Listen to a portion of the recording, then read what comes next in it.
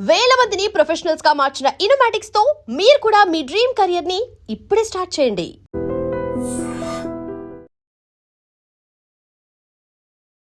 నమస్కారం, welcome to I dream. ధర్మ మార్గం విత్ విజిత కార్యక్రమానికి స్వాగతం.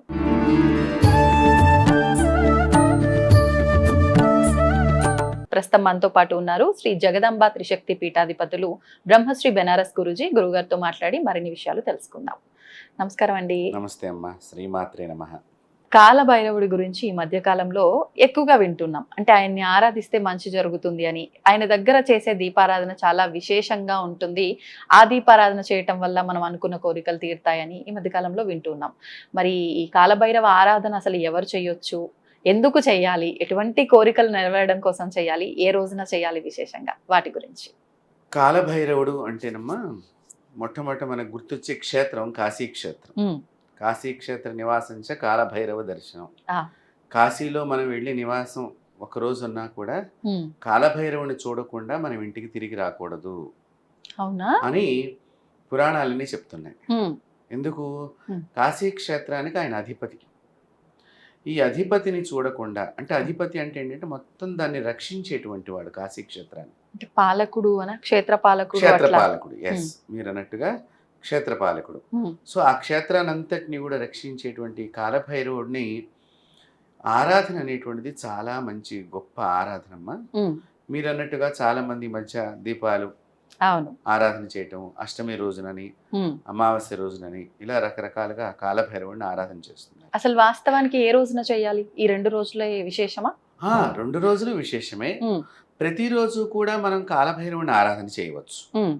కాలభైరవుడు తీవ్ర దేవతల కిందనే వస్తాడు. వచ్చినప్పటికీ కూడా మనకి చాలా ఉపయోగాలు, మనకి చాలా దోషాలు, అలాగే పాపాలను పోగొట్టేటువంటి దేవుళ్ళలో కాలభైరవుడు ఒకడు. అంటే ప్రతి ఒక్కరు ఆరాధించాల్సింది. ఏంటంటే కాలభైరవుడిని మనం ఆరాధన చేస్తే మన పాపాన్ని కూడా ఆయన తీసేస్తాడు. కొన్నిటిని తీసివేసే శక్తి వారికి ఉన్నది. అంటే ప్రతి దేవుడికి ఉంటుంది కదా అనుకోవచ్చు, కానీ ఇక్కడ వచ్చేసరికి ప్రతి దేవుడు ఆ యొక్క పాపం పోయే మార్గాన్ని మనకి స్వప్నము ద్వారాను, వేరే గురువుల ద్వారాను ఆ పాపం పోయే మార్గాన్ని ఆయన మనకి సూచిస్తాడు. స్వప్నం ద్వారా కానీ, అయితే మనం జపం చేస్తూ ఉంటుంటే ఎవరో గురువు గారు వచ్చి ఏదో ఒకటి చెప్పటము, మనం అది చేయటము, అప్పుడు ఈ పాపం తొలగిపోవటము, ఇవన్నీ జరుగుతూ ఉంటాయి. కానీ కాలభైరవుడి దగ్గర అలా కాదు. తానే స్వయంగా తనని ఆరాధన చేసేవాడి పాపాన్ని తీసేస్తాడు. అది ఇక్కడ విశేషం. అసలు కాలభైరవుడు అంటే ఎవరు? అంటే శివుడి ఇంకొక రూపమేనా, లేకపోతే? కాలభైరవుడు శివుడి యొక్క మరొక రూపమే కాలభైరవుడు. ఈ కాలభైరవుడు ఎలా వచ్చాడు అనేది మనం పరిశీలన చేసినట్లయితే, ఒకసారి బ్రహ్మకి 5 తలకాయలు ఉండేవమ్మ పూర్వకాలంలో బ్రహ్మగారికి. ఈ 5 తలకాయలలో ఒక తలకాయ మంత్రాన్ని తప్పు చెప్పింది. దాంతో శివుడి యొక్క గోటితో ఆ తలకాయని తీసేశారు. గోటితోనే? అంటే శివుడి స్వరూపం ఎంత, శివుడు ఎంత ఎత్తులో ఆ మూర్తి ఉంటాడు, శివుడి యొక్క చెయ్యి ఎంత పెద్దగా ఉంటుంది, వారి యొక్క చేతి వేలు ఎంత పెద్దగా ఉంటుంది, దాని గోరు ఎంత పెద్దగా ఉంటుందో ఆలోచన చేయండి. ఒక మనిషి తలకాయని తీసేసి అంత గోరు. అలా తీసేసినప్పుడు ఆ యొక్క తలకాయ వచ్చి ఈ చేతికి అంటుకుంది. అప్పుడు ఆ శివుడిలోంచి ఒక రూపం వచ్చి బయటకు వచ్చేసింది. ఆ వచ్చిన రూపమే కాలభైరవుడు. అయితే ఆ రూపానికి ఈ చెయ్యి ఉండటం మూలకంగా పరమేశ్వరుడు, నీవు కాశీకి వెళ్ళి అక్కడ గంగలో స్నానం చేసి జపం చేస్తే ఈ తలకాయ నిన్ను వదిలేస్తుంది అని చెప్పడం జరిగింది. ఆ విధంగా కాలభైరవుడు కాశీ క్షేత్రానికి రావటం, ఒక చోట ఆయన స్నానం చేస్తూ ఉండగా ఆ తలకాయ బ్రహ్మ యొక్క తలకాయ, ఇప్పుడు కూడా కాశీలో అక్కడ కపాల తీర్థం అని ఉంటుంది, బ్రహ్మ కపాల తీర్థం అనేది ఒకటి ఉంటుంది. చాలా మందికి తెలియదు. అది ఒక రోడ్ల మధ్యలో ఉండిపోయింది. అంటే ఇప్పుడు పెరిగిపోయింది కదమ్మా పట్టణము, సో రోడ్ల మధ్యలో ఉండిపోయింది, అది అక్కడ ఉంటుంది. అయితే ఈ భైరవుడు ఇక ఈ బ్రహ్మదేవుడి యొక్క శిరస్సు తన చేతి నుంచి వదిలిన తర్వాత పరమేశ్వరుని అడిగాడు, నేను ఎక్కడ ఉండమంటుంటే, నీవు కాశీ పట్టణంలోనే ఉండాలి, ఆ పట్టణానికి నువ్వు క్షేత్రపాలకుడుగా ఉండాలన్నప్పుడు స్వామివారు, కాలభైరవ స్వామివారు అక్కడ ఉండిపోవటం జరిగింది. మరి ఇప్పుడు భైరవుడు ఇలా మనకు ఉద్భవించాడు అని చెప్పి అర్థం అవుతోంది. అవును. కానీ భైరవుల్లో కూడా మళ్ళీ అష్టభైరవులు అని ఉంటారట. అవునమ్మా. మరి వీళ్ళంతా ఎవరు? అంటే భైరవుడి యొక్క శక్తులు అవన్నీ కూడా అంటే ఆయన నుంచి ఆయన నుంచి ఉద్భవించినవి. వచ్చినటువంటివి. ఓకే. ఈ అష్టభైరవుల్లో రురుభైరవుడు, రురుభైరవుడు, కపాల భైరవుడు, సంహార భైరవుడు, ఒటుక భైరవుడు అనేటువంటి రూపాలు ఓకే. మనకి దీనిలో కనిపిస్తూ ఉంటాయి. ఉమ్. కాబట్టి ఈ అష్టభైరవులు కూడా కాశీకి 8 దిక్కులా ఉండి కాపలా కాస్తూ ఉంటారు. ఒకప్పటి కాలంలో నేను కాశీ వెళ్ళినప్పుడు నాకు అక్కడ గైడ్ చేసిన వాళ్ళు చెప్పారు, ఆ భైరవుడి ముందు ఒక చిన్న నీళ్ళది కుండంలాగా ఉంది, ఈయన క్షేత్రపాలకుడుగా ఉన్నాడు కాబట్టి కాశీ క్షేత్రానికి ఏదైనా దుష్టులు గనక ఎంటర్ అయితే వాళ్ళని సంహరించి దాంట్లో పడవేసేవారు అని చెప్పి. నిజంగా అలాంటిది ఒకటి ఏదైనా ఉందా? ఉన్నదమ్మా. ఆహా. ఇది మీరు కాశీ నుంచి దగ్గరగా ఒక 10-15 కిలోమీటర్ల దూరంలో, అంటే ప్రధాన నగరానికి, అంటే శివుడు ఉండే ఏరియా ప్రధాన నగరం కింద మనం భావన చేయాలి. దీనికి దూరంగా స్వామివారు ఉన్నారు. వారిని లాట్ భైరవులు అంటారు. ఇప్పుడు అక్కడ ఆ లాట్ భైరవుకి ఎదురుగుండా పెద్ద గుండ ఉంటుంది. విచిత్రం ఏంటంటే దాని చుట్టూ కూడా ముస్లిమ్స్ కూడా ఉంటూ ఉంటారు. ఆ ఏరియా అంతా కూడా. ఈ లాట్ భైరవుడి దగ్గర ఇప్పటికీ చాలా శక్తి ఉన్నది. మేము వెళుతూ ఉంటాం. వెళ్ళినప్పుడు తప్పనిసరిగా ఆయన్ని దర్శనం చేసుకుంటాము. ఆ దర్శనం చేసుకోవటం కాకుండా అక్కడ కూర్చుని అనుష్ఠానం చేస్తూ ఉంటాం. రాత్రిపూట కూడా మేము అక్కడికి వెళ్ళి ఆ ప్రాంతంలో ఇప్పటికీ అక్కడ పోలీసు వాళ్ళు, అది మొత్తం పోలీసు వారి ఆధీనంలో ఉన్నది. అంటే ఇతర మతస్థులు మన స్థలాన్ని ఆక్రమించుకున్న సందర్భంలో పోలీసు వారు దాన్ని జరిపి ఇది భైరవ క్షేత్రానికి సంబంధించింది అని చెప్పి నిర్ధారణ చేసి ఇప్పుడు అది పోలీసు వాళ్ళ యొక్క హ్యాండ్ ఓవర్ లో ఉన్నదమ్మా. అదంతా కూడా లాట్ భైరవుడు అంటారు. ఇప్పటికీ కూడా భైరవుడి యొక్క శక్తి చాలా మూర్తి పెద్ద విగ్రహంగా ఉంటుంది. అంటే నేను పొందినటువంటి అనుభూతి చెప్తున్నాను. నేను భైరవ సాధన గురించి వెళ్ళినప్పుడమ్మా ఒకసారి చెయ్యిలా పెట్టంగానే ఒక రకమైనటువంటి విద్యుత్ తరంగాలు లాంటిది, ఏదో షాక్ లాంటిది నా శరీరంలోకి ప్రవేశించింది. అది నేను గమనించినటువంటి విషయం. అంటే మీరు అక్కడ వెళ్ళి సాధన చేసిన తర్వాత చేసినప్పుడు. Okay okay okay. అంటే అది నేను అక్కడ రాత్రిపూట 11:30 ఆ ప్రాంతంలో హోమం కూడా చేశాను. సో అప్పుడు నేను స్వయంగా కూడా అనుభవించాను వారి యొక్క దర్శనాన్ని. ఏం హోమము? భైరవుడికి సంబంధించి. మనం భైరవ క్షేత్రంలో వారి యొక్క హోమం చేస్తే స్వామివారు మనకు తొందరగా అనుగ్రహాన్ని ఇస్తారు అనేది శాస్త్రం. అంటే పలానా ఈ కోరికను ఉద్దేశించి హోమం చేయాలి అని కూడా నా స్వంత కోరికల గురించి నేను ఎప్పుడు హోమాలు చేయలేదు. క్షేత్రాల్లో చేసినప్పుడు ఇప్పుడు విశ్వం బాగుండాలి, అందరూ బాగుండాలి అనే లోక కళ్యాణం గురించి చెయ్యాలమ్మా. గురువులు ఎప్పుడు కూడా విశ్వం అంతా బాగుండాలి, సర్వజీవులు బాగుండాలని చెయ్యాలి. ఇప్పుడు సామాన్యులు కూడా హోమాన్ని చేయించుకోవచ్చా లేదంటే? తప్పకుండా చేయించుకోవచ్చు, తప్పకుండా చేయించుకోవచ్చు. ఇక్కడ మనం ఈ కాశీ క్షేత్రంలో వటుక భైరవుడు అని ఉంటాడమ్మా.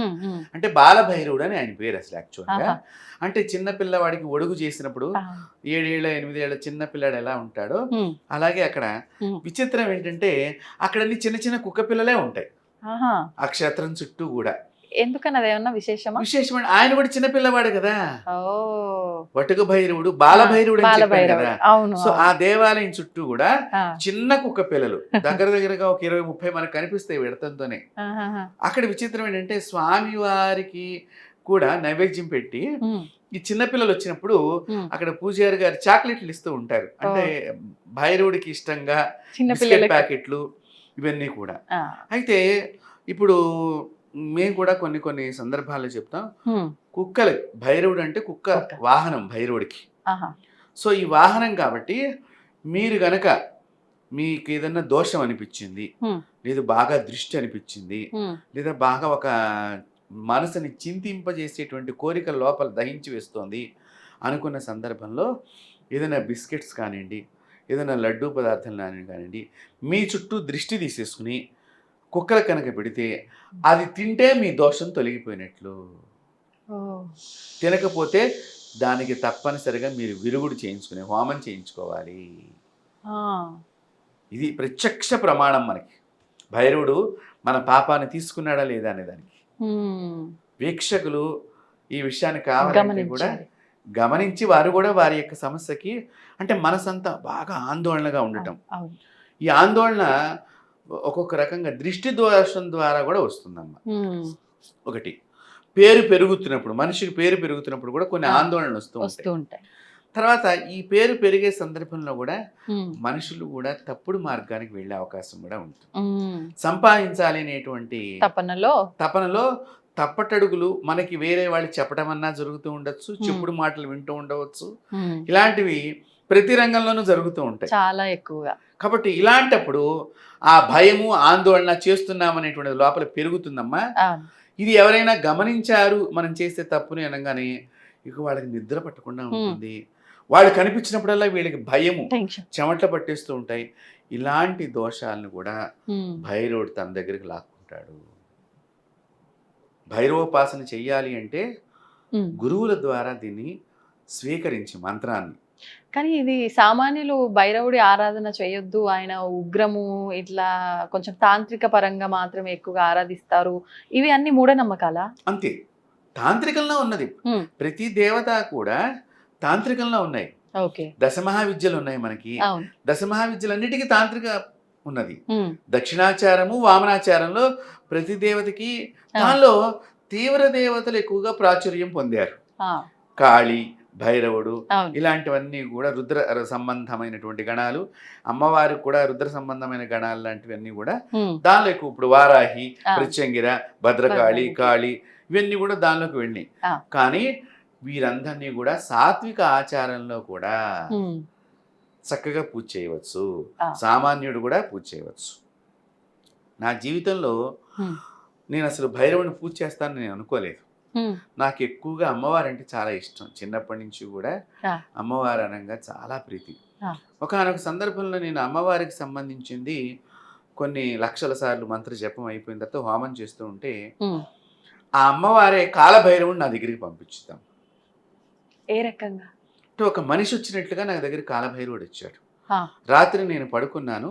ఒక యజ్ఞగుండం దగ్గర హోమం చేస్తూ ఉంటాం కదా దీని కోసం అని చెప్పి, ఆ హోమం చేస్తున్న సందర్భంలో నేను పడుకుని నిద్రపోతుండగా నేను అప్పటికే 11:30 అయిపోయింది. ఇంకా పూర్తి నిద్ర కూడా పట్టలేదు. పడుకున్నాను. ఇంకా పడుతున్న సందర్భంలో ఒక మనిషి వచ్చి ఇలా నన్ను పక్కకి జరిపాడమ్మా. నేను కళ్ళు తిరిగి చూస్తే నల్లగా నిగనిగ నువ్వులను రాసుకుని రోమాలు ఆ మోకాళ్ళ దాకా కనిపించింది ఆ స్వరూపం. నాకు ఒక్కసారి కొంచెం భయం అనిపించింది ఎవరా ఈ వ్యక్తిని. ఈ మంత్ర సాధనలో మనం మంత్ర సాధన చేస్తున్నప్పుడు మనకి దేవత అనుగ్రహాన్ని కలిగించకుండా ఉండటానికి కొంతమంది మన మీద దుష్ట ప్రయోగాలు కూడా చేస్తూ ఉంటారు. అవునా? ఇలా కూడా ఉంటారు. నేనేమైనా వాళ్ళు పంపించినటువంటి శక్తి ఏమో ఇదని అలాంటి వచ్చేమో మనం లేవకుండా ఉండాలనేది ఒక నియమం ఉన్నది. సో నేను మళ్ళీ పడుకున్నాను. మళ్ళీ పడుకున్న సందర్భంలో మళ్ళీ రెండోసారి ఆ శక్తి వచ్చింది నా దగ్గరికి. మళ్ళీ రెండోసారి ఇలా నేను జరుగుతున్నాను, నిజంగానే జరుగుతున్నాను. చాప మీద పడుకున్న వ్యక్తిని ఇక్కడి నుంచి ఇలా అయ్యాను. మళ్ళీ ఇక్కడి నుంచి ఇలా సరే కళ్ళు తెరిచి చూస్తే నా ఎదురుగుండా కంటికి కనిపించలేదు. ఇంకెక్కడైనా యాగశాలకు దగ్గరగా ఉన్నాడేమోనని పరిగెద్దామని కొంచెం తలకాయ ఇట్లా ఎత్తి చూస్తుండే ఒక గట్టు మీద నిలబడి పూర్తి విగ్రహం కనిపించింది. విగ్రహ రూపం అంటే మనిషి. ఆ ఛాయ్ అంతా, మనిషి నీడంతా కూడా అక్కడ కనిపిస్తుంది నాకు. నేను చెప్తున్నా కదా, నూనె రాసుకున్న కాళ్ళు ఎలాగైతే మనం లైట్ వేస్తే చీకట్లో నిగనిగా షైనింగ్ అవుతూ ఉంటాయో ఆ విధమైనటువంటి శరీరాన్ని నేను చూశాను. చూసి నాకు ఇంకా కొంచెం భయం అనిపించింది. కానీ తమాయించుకుని అక్కడ ఎందుకు నిలబడ్డాడు, అసలు ఎవరు అని నేను వెంటనే మళ్ళీ నా సృహలోకి నేను వచ్చి నేను అమ్మవారిని ధ్యానం చేశాను.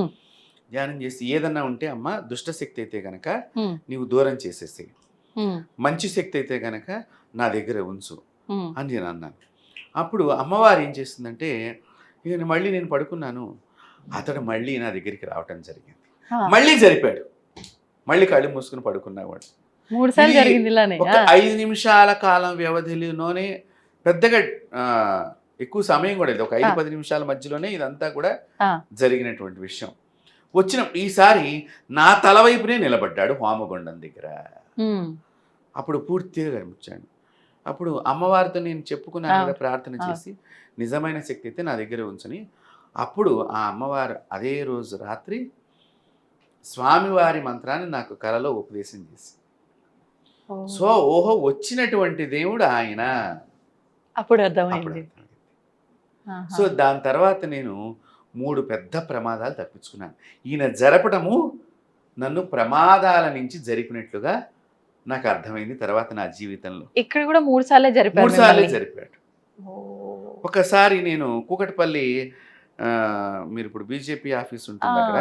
ఆ ప్రాంతంలో పెద్ద ట్రాలీ వాహనం వెడుతోందమ్మా. ఆహా.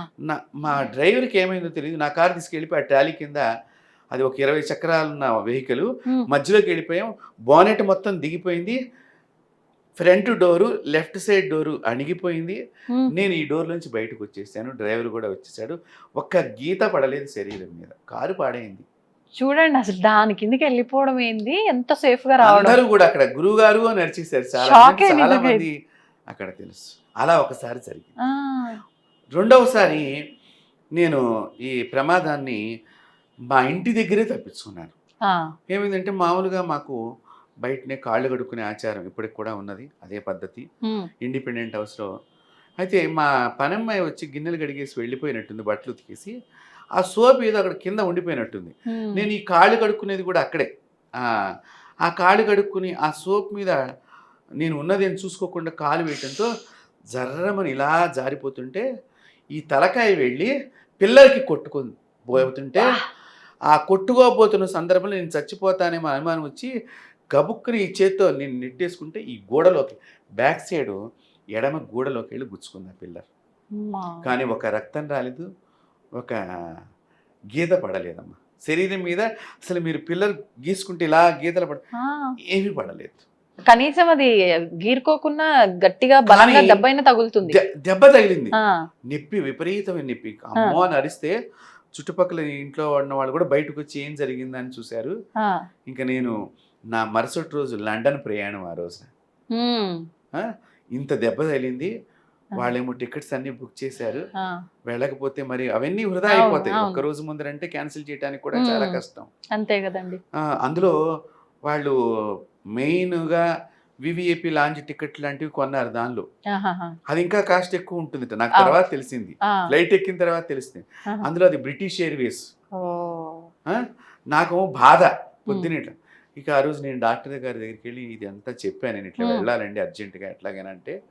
ఆయన ఒక ఇంజక్షన్ ఇచ్చారు. ఉమ్. ఎక్స్రే తీసి, మీకు భగవంతుడి అనుగ్రహం ఉంది గురువుగారు, ఏమి ఎరగలేదు, పోన్లేండి. ఈ టాబ్లెట్స్ వేసుకోండి, మీరు దారిలో నొప్పి అనిపించిన అన్నారు. ఉమ్. అలా రెండో ప్రమాదం నాకు నొప్పి లేకుండా లండన్ నుంచి మళ్ళీ తిరిగి రావడం దాకా జరిగింది. ఉమ్. మూడవసారి లండన్ నుంచి వస్తున్నప్పుడు జరిగిందమ్మా. వెంటనే ఆ. అంటే లండన్లో నేను ఒక 4 రోజులు ఉన్నాను. ఆ. ఆ. వచ్చి హైటెక్ సిటీ దగ్గర ఉమ్. నేను దిగాను. అక్కడి నుంచి బస్సులు ఉన్నాయి కదా, ఆ. ఆ బస్సు అప్పట్లో హైటెక్ సిటీ దాకానే వచ్చేది, మియాపూర్ దాకా వచ్చేది కాదు. ఓకే. సో ఇది దిగిన తర్వాత ఆ కింద గట్టు ఉన్నది. ఆ గట్టు నేను చూసుకోలేదు. ఉమ్. మామూలుగా దిగిపోయాను. నా సూట్ కేసుల్లో 2-3 సూట్ కేసులు దింపుకున్నాను. ఆ పక్కన ఏదో మారుతి వ్యాన్ ఉంది, వాడిని పిలుద్దామని చెప్పి నేను వెళ్ళాను. ఉమ్. వాడు కూడా వస్తానన్నాడు మియాపూర్కి. ఉమ్. వాడు వచ్చేలోకి ఈ సూట్ కేసు యువతల నుంచి అవతల పెట్టుకుందాం అనే దానిలో నేను ఈ సూట్ కేసును పట్టుకుని నడుస్తుంటే ఈ కింద ఈ గట్టు నేను చూడక చీకట్లో, తెల్లవారుజామున, ఇది 4 ఆ ప్రాంతంలో అనమాట, ఉమ్. అది తగిలి ధన్మని ఇట్లా బొక్కబార్లా పడుతుంటే కరెక్ట్గా తలకాయి నన్ను ఏ బస్సు అయితే దింపిందో ఆ బస్సు కిందకి వెళ్ళబోయింది. నా అంతటికి నాకు సురహ వచ్చి వెంటనే ఈ 2 సూట్ కేసులు ఇట్లా ముందర వేసుకున్నానమ్మా. సూట్ కేసు మీదకి బస్సు ఎక్కింది, బస్సు టైర్కి వెళ్ళి నా తలకాయ తగిలింది. వామ్మో.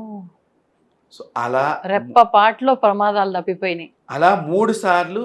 అప్పుడు నాకు అక్కడికి వచ్చినటువంటి స్వామివారు ఎవరు, ఈ 3 సందర్భాలు అంటే భగవంతుడిని మనం ఆరాధన చేస్తే ఏదో రకంగా ప్రమాదాలని ఆయన తప్పిస్తుంది. అమ్మవారి సాధనలో మీరు ఉండటం వల్ల ఆవిడ మిమ్మల్ని ఈ రకంగా కాపాడాలని ముందుగానే. అది నేను అనేది ఏంటంటే భగవంతుడిని మీరు విశ్వసించండి, అనుమానం పెట్టుకోవద్దు. పూజ చేసేటప్పుడు కానీ అవుతుందా అవదా, ఈ దేవుడు కంటే ఇంకో దేవుడు గొప్పవాడు. ఇప్పుడు ఈ జనాలు ఇది ఎక్కువైపోయింది. అవును, అవును. నేను మన ఐ డ్రీమ్ ద్వారా ఒకటే చెప్పదలుచుకున్నాను ప్రేక్షకులందరికీ కూడా, మీరు కూడా దీన్ని 10 సార్లు మీరు కూడా, ఎందుకంటే ఈ దేవుడు గొప్ప, ఆ దేవుడు గొప్ప అంటే మనం ఒక సైకలాజికల్గా వీక్ క్యాండిడేట్లు అయిపోతున్నాము. నిజంగానే ప్రతి దేవుడికి శక్తి ఉన్నది. అతను శివయ్య కావచ్చు, అమ్మవారు కావచ్చు, గణపతి కావచ్చు, సుబ్రహ్మణ్యం కావచ్చు, సూర్యుడు కావచ్చు, ఏ దేవతకైనా ప్రతి దేవతకి చాలా శక్తులు ఉంటాయి. ఆ దేవత మీద మీకు అనుమానం ఉండే ఉమ్, ఇంకో దేవుణ్ణి పూజ చేస్తున్నారు, దయచేసి ఆ అనుమానాన్ని తీసేసేయండి.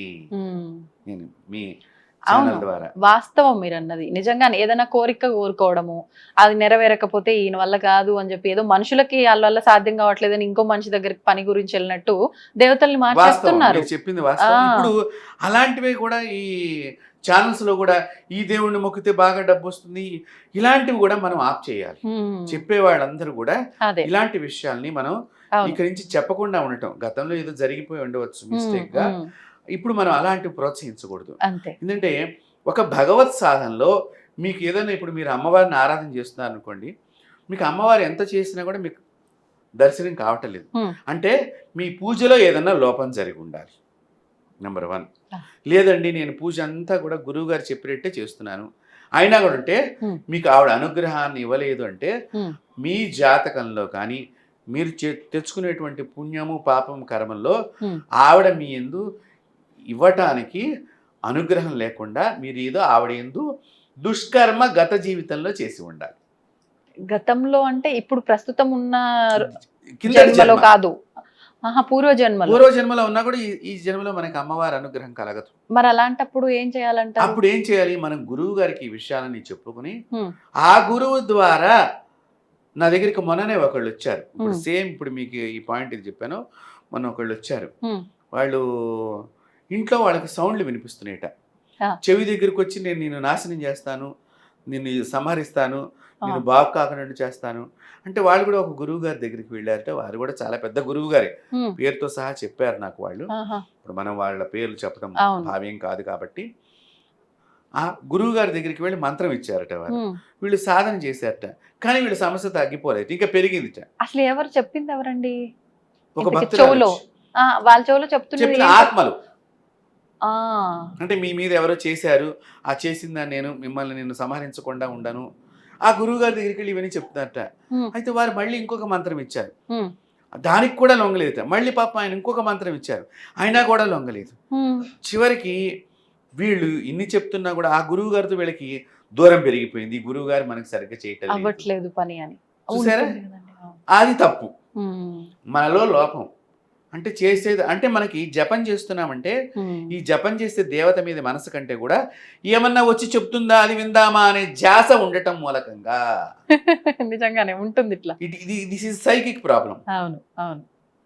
ఈ సైకిక్ ప్రాబ్లం వల్ల ఏమవుతుందంటే, నేను జపం చేస్తున్నప్పుడు అది వస్తుందా రాదా అని ఇట్లా మనం చూస్తూ ఉంటాం. పరీక్షిస్తుంది. అంటే మనసు జపం మీద లేదు, Hmm. జప దేవత మీద లేదు, ఓన్లీ వేలు మీద ఉండేటువంటి పూస కదిలిందా లేదా అనేది నువ్వు చూసుకుంటున్నావు తప్ప, నోట్లోంచి అక్షరాలు వచ్చినట్టుగా మానసికంగా ఒక్క క్షణమైనా నీవు ఆ భగవంతుడి పాదాల దగ్గర నీ ఆత్మను సమర్పణ చేసినావంటే ఉమ్, భగవంతుడు నిన్ను వదలనే వదలడు.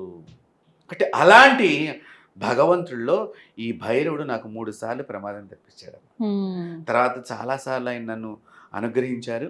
ఆ. నేను ఆయన విగ్రహాల ప్రతిష్ఠ చాలా చోట్ల చేయించడం జరిగింది, ఉమ్, అది కూడా దైవ కృప.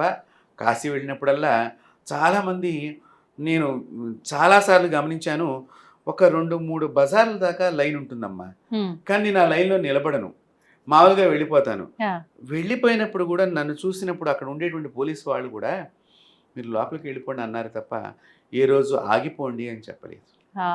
అంటే పోలీస్ డిపార్ట్మెంట్లో ఉన్న ప్రతి ఒక్కరు కూడా ఉమ్. భైరవుడి శక్తితో పనిచేసేవాళ్ళు. ఆ. కాశీ క్షేత్రానికి కాలభైరవుడు ఆ. డీజీపీ పోలీస్ డిపార్ట్మెంట్ అని మనం అంటున్నాం కదమ్మా. వేదాలలో ఈ పోలీసుని ఎక్కడ పెట్టారు అంటే కాలభైరవుడినే పోలీస్ కింద చూపించారు. Okay, okay. సో ఇప్పటికీ కూడా ఉమ్. కాశీలో కమిషనర్గా ఎవరైనా వస్తే కనుక ఆ. ఆ ఆర్డర్ తీసుకొచ్చి, కాపీ ఆర్డర్ మనకి మినిస్టర్ గారి దగ్గర అవును, నుంచి అవును. వస్తుంది కదా, మీరు వెళ్ళాలి అపాయింట్మెంట్ లెటర్. Appointment letter. ఈ అపాయింట్మెంట్ లెటర్ని కాలభైరవ క్షేత్రంలో పెట్టి పూజ చేయించుకుని ఆయన కమిషనర్ ఆఫీస్లో కూర్చుంటారు వీళ్ళు. వాళ్ళు ముస్లిమ్స్ అయినా కూడా ఇప్పుడు అదే పని చేస్తున్నారు. అంత ప్రత్యక్ష దైవము మన కాశీ క్షేత్రంలో ఉన్న కాలభైరవుడు. విచిత్రం ఏంటంటే కమిషనర్ గారి ఆఫీస్లో కూడా ఒక కుర్చీ కాలభైరవుడికి ఉంటుంది, అలా పక్కన పెట్టి ఫోటో కూడా ఉంటుంది. అంత శక్తి. అదే అంటున్నా నేను అనేది, మనము భక్తి భావనగా చెయ్యాలి. ఈ దేవుడు వారాహి గొప్పదంట, ప్రత్యంగిర గొప్పదంట, కాళి గొప్పదంట, ఇది గొప్ప. మీరు ఏ దేవుణ్ణి పూజ చేసినా ఆయన యందు మనసు లగ్నం లేకపోతే ఏ దేవతలు మీకు పని చెయ్యరు. అంతే. ఒక దేవుణ్ణి మనం పట్టుకుని గనక పూజ చేస్తుంటే ఆ దేవత వేరే దేవుడిని పంపించవచ్చు. ఇప్పుడు నా మీ జీవితంలో విషయంలో అలానే జరిగింది అవును. అదే. అవును. ఆవిడ కాలభైరవుని పంపించింది Hmm. నాకు రక్షణ గురించి, ప్రొటెక్షన్ గురించి, అవును. అవును. ప్రమాదాల నుంచి రక్షించడానికి, Hmm. ప్రొటెక్షన్, చెడు శక్తుల నుంచి కూడా. Hmm. అప్పటి నుంచి నేను కాలభైరవుడి డైరెక్ట్ గా గర్భగుడిలోకి వెళ్ళిపోతానమ్మా. Hmm. వెళ్ళిపోతాను, ఆయన పాదాలు పట్టుకుంటాను. వాళ్ళు కూడా నాకు అన్ని అక్కడ నేను ఏది చేయమంటే అది చేస్తారు. నాకు అన్ని అక్కడి నుంచి ఇచ్చి, అక్కడి నుంచి నేను మనకి కాశీతాడని మనం తీసుకొస్తాం. అవును. ఆ కాశీతాడు ఆయన పాదాల దగ్గర పెట్టి నేను ఇక్కడ అందరికీ కూడా పంపిణీ చేస్తూ ఉంటాను. ఓ. అసలు కాశీతాడు అనేది కాశీ నుంచే తెచ్చుకోవాలి. ఆహా. కానీ ఇప్పుడు మనకి ప్రతి చోట అన్ని క్షేత్రాల్లో దేవస్థానాలు. అమ్ముతున్నారు. అవును. కానీ కాలభైరవ క్షేత్రం దగ్గర కాలభైరవుడి దగ్గర పెట్టి Hmm. మనం చేతికి కట్టుకున్నప్పుడు మనకి అకాల మృత్యు దోషాలన్నీ కూడా తొలగిపోతాయి. అంటే విశేషంగా మృత్యు భయాలు మృత్యు ఉన్నవారు భయాలు కానీ, ఆరాధన ఎక్కువగా. పిశాచ ప్రేత బాధలున్నా కానీ Hmm. Hmm. ఇవి చక్కగా తొలగిపోతాయి. Hmm. అంత శక్తివంతమైనటువంటి కాలభైరవ క్షేత్రంలో Hmm. మీరు ఎప్పుడైనా దర్శనానికి వెళ్ళినప్పుడు మీరు గుడిలోంచి బయటకు వచ్చేసేటప్పుడు ఆ పక్కనే గర్భగుడి పక్కనే ఒకళ్ళు దండం పట్టుకుని వీపు మీద కొడుతూ ఉంటారు. అవును. అవును. అది భైరవ దండము. ఆహాహా. ఈ భైరవ దండం చేత మనం కొట్టించుకోవాలి. Hmm. వాళ్ళు అక్కడ నుంచి ఆ భైరవాష్టకం అంతా చదువుతూ ఇట్లా తిప్పుతూ దానికి ఒక నెమలి పింఛం ఉంటుంది. అవును. అవును. ఆ నెమలి పింఛంతోనే వాళ్ళు కొడతారు. Hmm. ఇది చూసే వేరే మతం వాళ్ళు కూడా ఈ నెమలి పింఛాలు పట్టుకుని మనకు అప్పుడప్పుడు వీధుల్లో ధూపాలు వేయడానికి ధూపాలు తిరుగుతూ ఉంటారు. అవును. ఈ నెమలి అనేటువంటిది Hmm. ఏమిటి అంటే జ్ఞానానికి సంకేతము, Hmm. జ్ఞానానికి ప్రతీక నెమలి, పరిపూర్ణమైనటువంటి జ్ఞాన ప్రతీక. అందుకనే కృష్ణుడు కూడా ఆయన నెమలి పింఛాన్ని నెత్తి మీద పెట్టుకున్నాడు. Ah. జ్ఞానం ఎప్పుడు కూడా శిరస్సును ధరించాలి. Hmm. అలాంటి జ్ఞాన దండం భైరవుడు పట్టుకుంది. నీలో ఉన్న అజ్ఞానాన్ని పోగొడతాడు, నీలో ఉన్న మృత్యుగండాన్ని పోగొడతాడు, నీలో ఉన్న రోగాన్ని పోగొడతాడు. Hmm. అందుకని మీరు బయటికి రాగానే ఈ భైరవ దండంతో కొట్టించుకోవాలి. అక్కడ Hmm. కొడతారు, కొంచెం మంటెక్కుతుంది. అబ్బా బాగా కొట్టడం మూలకంగానే మనకి అక్కడ పాపం పోతుంది. ఇప్పుడు అట్లా కొన్ని సందర్భాల్లో కొట్టినప్పుడు మనకు దెబ్బ తగలకపోతే ఒంటిపైన ఏదో ఉన్నట్టు, దెబ్బ తగిలితే ఏమీ లేనట్టు, ఇలా కూడా కొన్ని సెంటిమెంట్లు చెప్తూ ఉంటారు పెద్దవాళ్ళు. అవన్నీ కూడా తర్వాత కాలంలో వచ్చినవే తప్ప Hmm. దెబ్బ తగిలిందా లేదా కానీ భైరవ దండంతో వాళ్ళ చేత మీరు కొట్టుకుని వాళ్ళు మనం వెళ్ళంగానే మన చేతికి పాతది కంకణం ఉంటే తీసేస్తారు, భైరవ ఆహా. కంకణం. Ah. మళ్ళీ కొత్తది పెట్టి ఈ భైరవ దండంతో చేసి ఓహోహో. మంత్రించి వాళ్ళు చక్కగా ఏదో వాళ్ళు దక్షిణ అడుగుతారు అనుకోండి, సహజం అది ఎక్కడైనా అంతే. కూడా. అంతే. మనం ఇచ్చొస్తే చాలా ఉపయోగం ఉంటుంది ఈ భైరవ దండం Hmm. కూడా. Hmm. ముఖ్యంగా కాలభైరవుడు ఇందాక మీరు అన్నట్టుగా దీపారాధన ఎక్కువ చేస్తారు. దీపారాధన. అష్టమి రోజున చేయటం విశేషం. Hmm. అమావాస్య రోజున ఇది చాలా విశేషప్రదంగా Hmm. కూష్మాండ దీపం మనకి గుమ్మడికాయతో కానీ, నారికేళంతో కానీ, Hmm. నిమ్మకాయలతో కానీ మీ శక్తిని బట్టి అమావాస్య రోజున కానీ Hmm. మీరు అంటే విశేషంగా కూష్మాండం చెప్పడం జరిగింది. Ah. కూష్మాండాన్ని మగవారు మాత్రమే కట్ చేయాలి, ఆడవాళ్ళు కట్ చేయకూడదు. కూష్మాండం అంటే గుమ్మడికాయ. మరి ఇప్పుడు దేవాలయంకి ఆడవాళ్ళు మాత్రమే వెళ్ళినప్పుడు ఏం వెళ్ళినప్పుడు అక్కడ పూజారి గారి చేత కొద్దిగా చిన్న ఘాటు పెట్టి మనం అనొచ్చు. వారు ముందర ఒక ఘాటు పెడితే మిగతాది మనం కట్ చేసుకోవచ్చు, తప్పలేదు. ఓకే. కానీ మగవారు మాత్రమే కట్ చేయాలి అది గుమ్మడికాయని. చక్కగా ఆ గుమ్మడికాయని కట్ చేసి లోపల గింజలన్నీ తీసి దాని నిండా నూనె నింపాలమ్మా, నువ్వుల నూనె. అఖండం ఒత్తని మనం పెద్దగా అది వేసి చక్కగా వెలిగించి ఆ దీపాన్ని భైరవుడి కింద భావన చేసి పూజించి హారతి నీరాజన మంత్రపుష్పాలన్నీ చేసుకుని మనం తీసుకువెళ్ళినటువంటిది. అందులో భైరవుడికి మధురమైన ప్రసాదాలు అంటే బాగా ఇష్టం, అంటే స్వీట్స్ మధురమైనటువంటి మీరు అవి చాలా బాగా తీసుకుంటారు. అంతేకాకుండా మాషధాన్యము ఈ దీపం పెట్టేటప్పుడే ఈ గుమ్మడికాయ కింద మినుముల్ని పెట్టి దాని మీద ఈ దీపం పెట్టినట్టయితే భైరవుడు చాలా సంతోషపడతాడు. పొట్టుతోనా పొట్టు లేకుండానా? పొట్టు ఉన్నప్పుడే. పొట్టు లేకుండా కాదు. ఈ మాషధాన్యంతో గారెలు చేస్తాం మనం. ఈ గారెలు భైరవుడికి చాలా ఇష్టము. అందుకనే మనం కాశీ ప్రయాణం చేసి వచ్చిన తర్వాత ఇంటి దగ్గర వ్రతం చేసుకుని కాశీ వ్రతం అంతా చేసుకుని కుక్కకి మెడలో గారెల దండ వేస్తా ఉంటాం. గారెలని అంటే ఆయనకు అది ఇష్టం.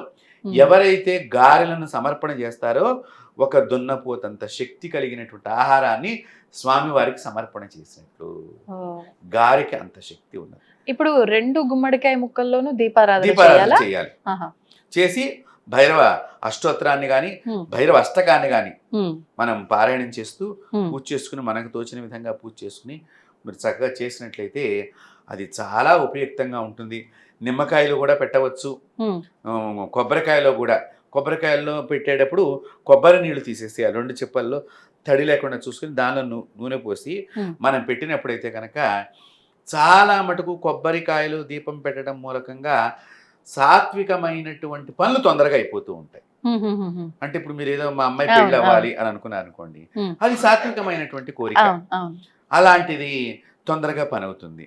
ఇప్పుడు నేను టెంపుల్ షూట్కి వెళ్ళినప్పుడు ఒకసారి కాలభైరవ ఆలయంలో చూశాను. ఈ గుమ్మడికాయ కానివ్వండి, కొబ్బరికాయ కానివ్వండి, మీరు అన్నట్టు గుజ్జు తీసిన తర్వాత దానికి ఒకదానికి కుంకుమ రాసి ఒకదానికి పసుపు రాసిన తర్వాత అందులో దీపారాధన చేశారు. అలా చేయాలా?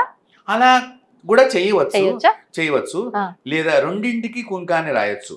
భైరవుడికి ఎరుపు రంగు బాగా ప్రీతి. సో ఆ ఎరుపును బాగా మీరు దిట్టంగా పట్టించి 5 బొట్లు పెట్టాలమ్మా. 5 బొట్లు పెట్టి కూడా చేయవచ్చు. లేదా మామూలుగా ఒక చోట పసుపు రాసి బొట్టు పెట్టి అక్కడ 5 బొట్లు పెట్టుకున్నా కూడా సరిపోతుంది. అంటే కుంకాన్ని బాగా మనం చూపించాలి. అంటే రక్తవర్ణం అనేటువంటి వర్ణాన్ని చూపించడం మూలకంగా ఆ శక్తిని మనం బాగా, అంటే సాత్వికంలో ఎంతసేపు కూడా ఈ కూష్మాండము, నారికేళము, నీంబు ఫలము మనం ఉపయోగిస్తాం. అది తామస ఆచారానికి వెళ్ళేసరికల్లా వాళ్ళు రకరకాలుగా మీరు అన్నట్టుగా ద్రవ్యాలు వాడుతూ ఉంటారు. కాబట్టి ఇది తామసమైన పద్ధతి కాదు. కాబట్టి చక్కగా కొబ్బరికాయతో మనం గనక పెట్టినట్లయితే చాలా మంచిది. ఇప్పుడు ఈ కాలభైరవాష్టకం అన్నారు. కాలభైరవాష్టకం నిత్యము పఠించకపోయినా వినేవాళ్ళు కొంతమంది ఉన్నారు ఈ మధ్యకాలంలో. నేను కూడా వింటాలా. నేను వినడం స్టార్ట్ చేసిన తర్వాత ఒక 2-3 నెలలకి నా ఫ్రెండ్ సర్కిల్లో ఉన్న వాళ్ళు నాకు చెప్పింది ఏంటంటే, నువ్వు ఇది విన్న తర్వాత నుంచి కొంచెం నీలో ఉగ్ర లక్షణాలు ఎక్కువగా కనిపిస్తున్నాయి, కోపంగా అనిపిస్తున్నావు ఎక్కువగా అని చెప్పి. అంటే నాకే జరిగిన ఉదాహరణ. నిజంగా అలాంటిది ఏమైనా చేంజ్ ఉంటుందా? మన బిహేవియర్ అనేది కొంచెం స్ట్రాంగ్ గా ఉంటామేమో, దాన్ని బయటికి మాత్రం కోపంగా పోర్ట్రేట్ చేస్తుందేమో అన్నట్టు భావన. మీరు ఇప్పుడు చెప్పిన దానిలోనే మీ ఆన్సర్ కూడా ఉంది.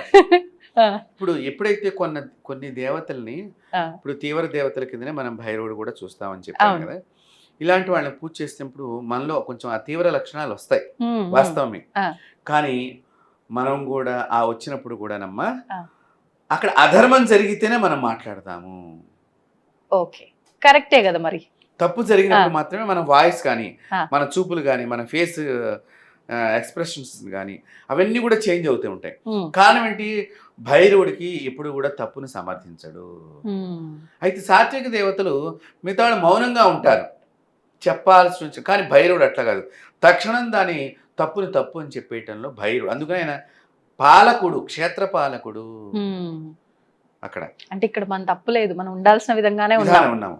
అయితే ఒకటి ఇలాంటి వచ్చినప్పుడు ఒక్కొక్క సందర్భాల్లో ఏమవుతుందంటే, కొన్ని సందర్భాల స్నేహితం కూడా చెడిపోవచ్చు. ఎందుకంటే ఇప్పుడు సరువులు ఏదో చిన్న మిస్టేక్స్ అనేవి జరుగుతూ ఉంటాయి.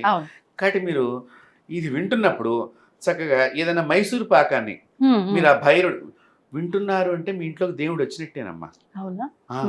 మీరు ఒక శ్లోకాన్ని యూట్యూబ్లో పెట్టుకుని భైరవాష్టకాన్ని మీరు వింటున్నారంటే భగవత్ శక్తి ఇంట్లోకి వస్తుంది. మరి వచ్చిన శక్తికి ఆహారం పెట్టకపోతే మిమ్మల్ని తినేస్తుంది. అప్పుడు మీ కోపం పెరగడం అంటే అదే. సో మీరు మైసూరు పాకాన్ని చక్కగా మీరు మనసులో తలుచుకుని, మీ దేవుడు ఏ ఫోటో ఉన్నా దానిలో భైరవ శక్తి ఉంటుంది. ప్రతి దేవుళ్ళలోనూ శివుడి ఫోటో ఎట్లాగో లేకుండా ఉండదు మీ ఇంట్లో. ఆయనే భైరవుడు కనుక్కుని ఆయనకే ఈ మైసూరు పాకాన్ని నైవేద్యం పెడితే ఆయన స్మూత్గా మీరు గమనిస్తే గనక ఆ భైరవుడి యొక్క ప్రశాంత వదనం మళ్ళీ మీలోకి వచ్చేస్తుంది. చెబుతాము కానీ చెప్పే విధానంలో సున్నిత తత్వం కలుగుతుంది. పోన్లేండి, ఈ చిన్న లాజిక్ మిస్ అవ్వకుండా మనం చేసుకోవాలి. కాలభైరవుణ్ణి అసలు నేను కాశీలో కూర్చున్నప్పుడు ఆ స్వామివారి ఎన్నో నిదర్శనాలమ్మా. నేను అందులో గంగా ఒడ్డున ఉండేటువంటి ఈ హరిశ్చంద్ర ఘాట్లో కూర్చొని నేను చాలాసార్లు స్వామివారిని దర్శనం చేసుకున్నాను. అక్కడే 8 మంది భైరవుల్లో కూడా ఒక భైరవులు అక్కడ ఉన్నారు. ఆ హరిశ్చంద్ర ఘాట్ దగ్గరగానే ఉంటారు వారు కూడా. సంహార భైరవులు వారి పేరు. చాలా అంటే నేను ఒక్కొక్కసారి అనిపిస్తుంది, మన ఎదురుగుండా శవం తగలబడుతూ ఉంటుంది, కొన్ని కుక్కలు ఆ శ్మశానంలోనే తిరుగుతూ ఉంటాయి అనిపిస్తుంది. చివరికి మన జీవితం కూడా అక్కడికి వెడుతోంది అనే దాన్ని భగవంతుడు మనకి ఎట్లా అంటేనమ్మా భయం లేకుండా మనకి మనసుకు ధైర్యాన్ని ఇస్తూ ఉంటాడు. అంటే అది చూసినప్పుడు ఒక భావోద్వేగానికి మనం లోనవుతాం. కానీ జపం చేస్తున్న సందర్భంలో నేను ఎంత మంచిగా ఆ స్థితిని కూడా పొందగలుగుతాను. ఇప్పుడు ఆరోగ్యంగా ఉన్నాను, ఆనందంగా ఉన్నాను కానీ ఆ ప్రదేశానికి వెళ్ళినప్పుడు కూడా ఆ భగవంతుడి ఆరాధన చేస్తూనే ఉండాలి నా శవం కూడా అనేటువంటి మనసు నాకు అనిపించింది. అంత భైరవుడు మనకు అంత అసలు అధైర్యాన్ని ఇవ్వడు, చాలా ధైర్యాన్ని ఇస్తాడు, మంచిని చేస్తాడు. మళ్ళీ భైరవుని గనక ఎవరైతే బాగా పూజిస్తారో అన్యోన్య దాంపత్యం వృద్ధి కలుగుతుంది, సంతానం లేని వారికి సంతానం కలుగుతుంది. రాజులు అంటే ఇప్పుడు మన పరిపాలకులు గనక ఎవరైతే ఉంటారో వాళ్ళు చక్కగా తమ సామ్రాజ్యం బాగుండాలనుకున్నప్పుడు ఈ భైరవుడిని గనక మన ముఖ్యమంత్రులు కానీ ప్రధానమంత్రులు కానీ ఎవరైతే ఉన్నారో ఈ భైరవుని గనక ఆరాధన చేసినట్లయితే దేశంలో దుష్ట శక్తులు బయటకు వచ్చేస్తాయి. అంటే ఇప్పుడు ఉగ్రవాదులు అని అంటున్నాం కదా, టెర్రరిస్టులు, వీళ్ళందరూ కూడా తొందరగా బయటికి పడతారు, దాక్కున్న వాళ్ళందరూ కూడా. కాబట్టి భైరవుని ఆరాధన చేయాలి పాలకులందరూ కూడా. అంటే రహస్యంగా ఉండి ఇబ్బంది పెడుతున్న శక్తి ఏదైనా సరే బయటికి వచ్చేస్తుంది. రోజు మిలిటరీ వాళ్ళు కానీ పోలీస్ డిపార్ట్మెంట్ వాళ్ళు కానీ ఎంత మందిని పట్టుకుంటారమ్మా, ఒక్కొక్కసారి ట్రేస్ అవుట్ అయినట్టు అయ్యి జారిపోతుంటారు కదా. కాబట్టి భైరవుని ఆరాధన చేయటం మూలకంగా మన రాష్ట్రాల ముఖ్యమంత్రులు కానివ్వండి, అలాగే ప్రధానమంత్రి కానివ్వండి, ఈ భైరవుని కనుక ఉపాసన చేసినట్లయితే ఎక్కడెక్కడ ఉగ్రవాదులు లాంటి వాళ్ళందరూ దాక్కున్నారో వాళ్ళందరినీ కూడా దేశాన్ని రక్షించడానికి వీళ్ళు చేస్తున్నారు కాబట్టి హోమాలు, వాళ్ళందరినీ కూడా బయట ప్రకటింపబడేటట్టుగా చేస్తారు. చేసినప్పుడు ఆ దుర్మార్గుల్ని మనం తొందరగా పట్టుకుంటానికి ఉపయోగపడుతుంది. భైరవుడి సాధన చాలా గొప్పది. భైరవుడిని ఆరాధన చేసేవాళ్ళు ముఖ్యంగా మీరు స్వామివారికి ఏది ఇష్టమో అది తెలుసుకోవాలి. భైరవుడు మనకు అనుగ్రహిస్తాడా లేదా, మళ్ళీ భైరవుడిలో కూడా చాలా మంత్రాలు ఉన్నాయి. ఆ మంత్రాలకి మళ్ళీ దేవతా శక్తులు రకరకాలుగా ఉంటూ ఉంటాయి. కాబట్టి సద్గురువుని ఆశ్రయించాలి. ఆ గురువు చెప్పినట్టుగా భైరవుడిని మనం స్మరణ చేసినట్లయితే తప్పకుండా భైరవుడి యొక్క అనుగ్రహం ప్రతి ఒక్కరూ కూడా పొందవచ్చు. చాలా సంతోషం అండి. నిజంగా ఈ కాలభైరవ అష్టకం గురించే కానివ్వండి, భైరవ ఆరాధన గురించి చాలా సందేహాలు. అంటే ఇందాక నేను అన్నట్లుగా అంత తాంత్రికము, అమ్మో మేము చేస్తే ఏమన్నా అవుతుందేమో, ఇలాంటి ఆలోచన ధోరణి కూడా ఉంది. ఈ ఒక్క వీడియో చూస్తే కనుక అన్ని పటాపంచలు కూడా కాలభైరవుడిని తలుచు. నేను చెప్పాను కదా, చాలా చిన్న పని. మీ చుట్టూ మీరు ఏదన్నా ఒక మిఠాయి ఉండని దృష్టి తీసుకుని మీరు కుక్కగా పెడితే అది తినకపోతే మీ దగ్గర తప్పకుండా దుష్ట శక్తి ఉన్నట్లే. అది దృష్టి దోషమైన శక్తి కావచ్చు, ప్రేత శక్తి, భూత శక్తి, మరో ఎవడన్నా ప్రయోగం చేసిన శక్తి అని తెలిసిపోతుంది మనకి. తినలేదు అంటేనే మీరు జాగ్రత్త పడమని సంజ్ఞ, తిన్నది అంటే మీ దోషాన్ని అది లాక్కున్నట్లు సంజ్ఞ. ఇప్పుడు మనం అది చేయకపోవటం మూలకంగా పూర్వం కుక్కలకు ఆహారం పెడుతూ ఉండేవాళ్ళు పల్లెటూళ్ళల్లో. ఇప్పుడు వాటికి ఆహారం దొరకట్లేదు. అందుకని వాటిల్లో రాక్షస ప్రవృత్తి పెరుగుతోంది. అందుకని అక్కడక్కడ మనల్ని కరవటాలు ఇవన్నీ కూడా జరుగుతున్నాయి. ఇది కూడా ఒకటి. రెండవది, మాంసాహారం ఎక్కువగా బయట పడేయటం జరుగుతుంది, మిగిలిపోయినటువంటి మాంసం. దీనివల్ల ఈ కుక్కల్లో కూడా తామసక శక్తి పెరిగిపోతుంది. దానివల్ల కూడా కుక్కలు కరవటం అనేటువంటిది. ప్లస్ ఇప్పుడు ఎండాకాలం కదమ్మా, వాటికి దాహార్తి ఎక్కువగా ఉంటుంది, ఆహారం దొరకదు, కడుపు మంట. మనకి చూడండి, ఆకలి వేసినప్పుడు ఎవరైనా చుట్టపోడు వచ్చి ఇంట్లో కూర్చుని వాడు వెళ్ళిపోతానంటాడు, వెళ్ళడు, మనకు ఆకలిస్తూ ఉంటుంది. కొన్ని భోజనానికి వస్తారంటే తినేసి వచ్చానంటాడు, మనకు ఆకలి. లోపల కడుపులో మంట కలుగుతుందా లేదా? ఇలాంటి మంటే ప్రతి జీవికి కూడా ఉంటుంది. అప్పుడు అవి మనం చిన్న ఈ పిల్లలు కానీ ఎవరన్నా ఇట్లా కర్రతో అన్న ఇవన్నీ గుర్తుకొచ్చి మన కరవడానికి కూడా వస్తూ ఉంటాయి. కుక్కల కరవటంలో కూడా మన కుక్క వాసన చూసి వెళ్ళిపోయింది అనుకోండి, మన దోషాన్ని ఏదో తీసుకెళ్ళినట్లు లెక్క. ఓకే ఓకే, ఇవి కూడా ఉన్నాయి. ఇప్పుడు కుక్కల్ని ఇంట్లో పెంచడం మరి కాలభైరవుడి వాహనము అన్నారు, కానీ కుక్కల్ని ఇంట్లో పెంచొద్దు అంటే పెంచకూడదు, అది తప్పు. ఎవరిని ఎక్కడ ఉంచాలి? అక్కడే ఉంచాలి. మీరు ఎవరిని ఎక్కడ ఉంచాలి? మరి గోమాతని ఇంట్లో పెట్టుకోవచ్చుగా. మరి గోమాతను ఎందుకు ఒళ్ళో పడుకోబెట్టుకోవట్లేదు, వాటికి ముద్దులు పెట్టట్లేదు, వాటికి మంచం చేయించట్లేదు? గోవు సర్వదేవతా స్వరం, దాన్ని పెంచండి అంటే పెంచట్లేదే. కుక్కను వద్దన్న, అదే కలియుగంలో లక్షణం అమ్మా. వద్దన్నది చేయటమే కలియుగంలో మనుషులే కానీ ఎవరైనా కానీ అది బాగా ప్రీతిని పొందేటట్టుగా ఉంది. వద్దన్నారంటే ఏముంది ఏముంది ఏముంది అనేటువంటి మనిషి నిరంతరం కూడా ఆ యొక్క ధ్యాసలో ఎక్కువ ఉంటాడు వద్దన్నది. అందువలన వాడి ప్రమాదాలను కొని తెచ్చుకుంటూ ఉంటారు. మీరు బాగా గమనిస్తే కుక్క బజార్లో ఏడ్చింది అనుకోండి, చిచ్చి అంటే ఆ బజార్లో ఎవరికో మృత్యుగండం వచ్చినట్లు లెక్క. కుక్కలు ఏడుస్తే అది కూడా మంచిది కాదు, కుక్కల్ని ఏడవటం. కాబట్టి ఈ కుక్కల వలన కూడా చాలా ఉపయోగాలు ఉన్నాయి. కరవటం అనేటువంటిది దాని లక్షణం, కరుస్తోంది, మనకి బాధ కలిగింది, నిజమే. నీ బాధ కూడా మనుషులను కరిచినప్పుడు రేబిస్ వ్యాధి అనేది మామూలు తీవ్రమైన వ్యాధి కాదు కదమ్మా, అది చాలా డేంజరస్ వ్యాధి. దానికి ఆ వ్యాధి, అదే చెప్తున్నా కదా, ప్రతి జీవిలో కూడా మంచి ఉంటుంది, చెడు ఉంటుంది. ఈ చెడుని మనం చెడు దృష్టితోనే చూస్తూ ఉంటే అది ఎక్కువగానే కనిపిస్తుంది. మంచి దృష్టితో చూసినప్పుడు మీరు ఆహారం వేసి చూడండి, మీరు ఎక్కడ నుంచి ఉన్నా కూడా వాసన పసిగట్టి తోకాడిస్తుందమ్మా. అంటే ఏంటి, ఆ విశ్వాసమైన పని మనం ఎందుకు చేయలేకపోతున్నాం? అదొక్కటే ఇక్కడ, అదొక్క పని మనం చేయొచ్చు. కుక్క ఎప్పుడు కూడా ఇంటి బయట ఉండాలి. ఇంటి బయట మీన్స్ అంటే ఏంటి, మన ప్రధానమైన ఇంటికి ప్రాంగణం లోపల ఉండవచ్చు, కట్టేసి ఉండకూడదు. అది తిరుగుతూ ఉంటుంది అటు ఇటు, కాబట్టి దాన్ని కట్టేయకూడదు. ఆ మనం ఇంట్లోనే మన బెడ్రూముల్లోనే రకరకాల జాతులు వచ్చినాయి కదా, వాటిల్లో కూడా అవేవో పేర్లు నాకు తెలియదు పెద్దగా, కానీ అవి మన చూడండి, అమ్మకి నాన్నకి విలువ ఉండదు, ఈ కుక్కకి విలువ ఉంటుంది అక్కడ. అది ఇంట్లో మెంబరే అండి. ఇంకొక విషయం, కుక్క ఇంట్లో ఉన్నప్పుడు తద్దినం పెడితే పితృదేవతలు ఇంట్లోకి రారు. అవునా? ఏంటి కుక్కకి దానికి రానివ్వదు ఆత్మని.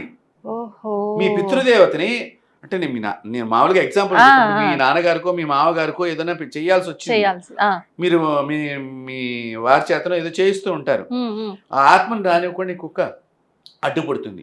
ఆ విధంగా చాలా మంది ఇళ్లలో పిండ ప్రదానం చేసినా, దానం చేసినా, ధర్మం చేసినా మీ పెద్దలకి చెందక పితృదోషాన్ని మీరు అనుభవిస్తున్నారు. ఈ వీడియో ద్వారా మీ ప్రేక్షకులందరూ ఈ విషయాన్ని గమనించాలి.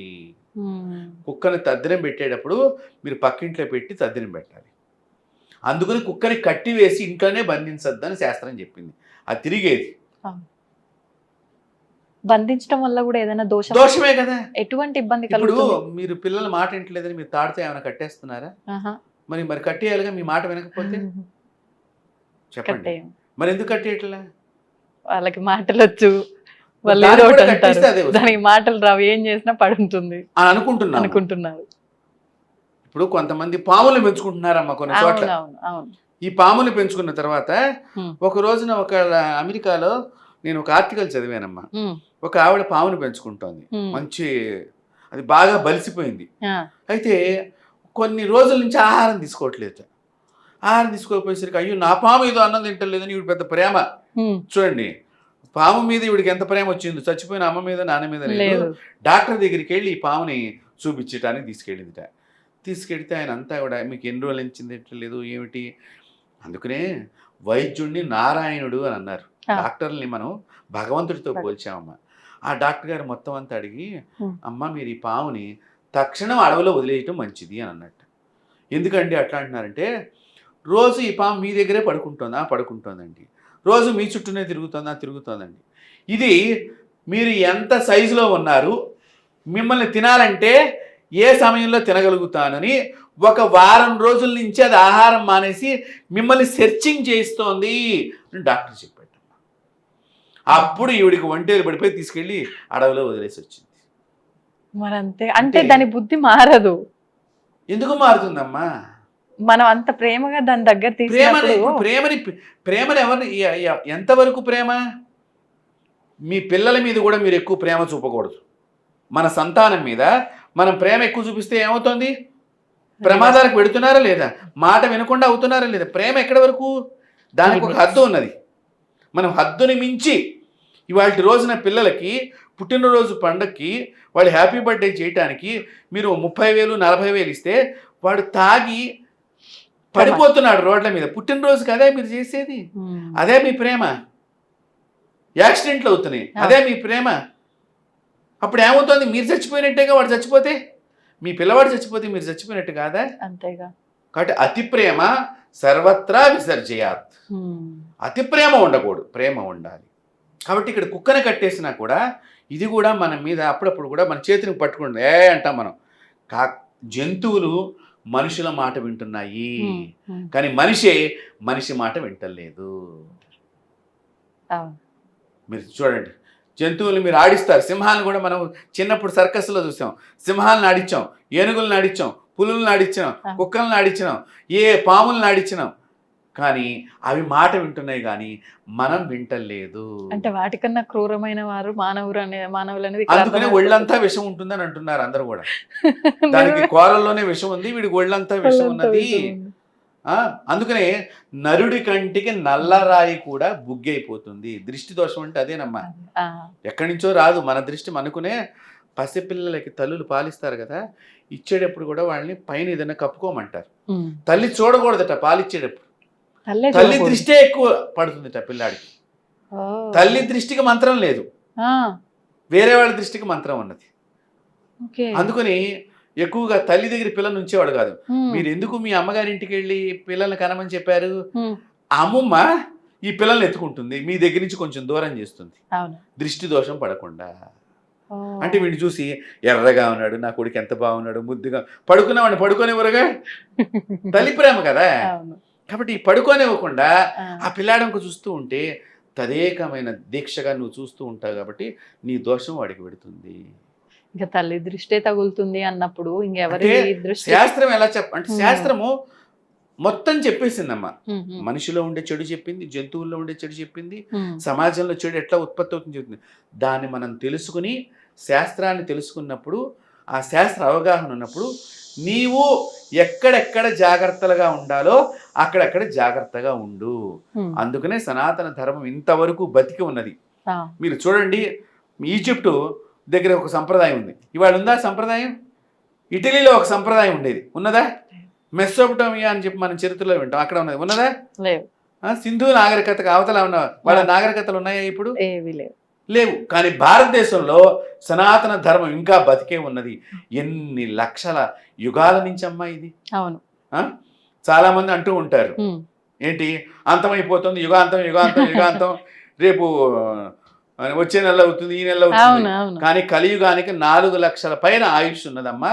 ఈ 4 లక్షలు అయిన తర్వాతనే కలియుగానికి అంతం ప్రారంభం. ఎన్ని తరాలు చూడాలి ఒక్కొక్క కుటుంబం.